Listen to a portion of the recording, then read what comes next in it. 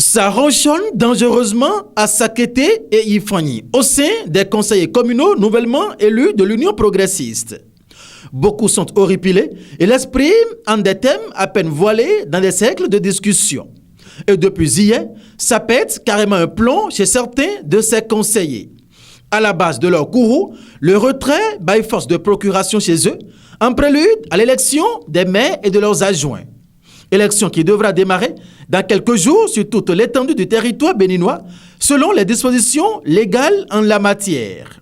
Mais pour ces conseillers UP, bien que majoritaires, grande est leur surprise qu'à ce jour, ils ne connaissent les prétendants aux différents postes pour pouvoir, pendant qu'il est encore temps, aplanir les divergences éventuelles avant vote. Pire, on leur fait signer des papiers avec des engagements sous le vocable de procuration. Sous la rupture et le nouveau départ, comment cela est-il possible?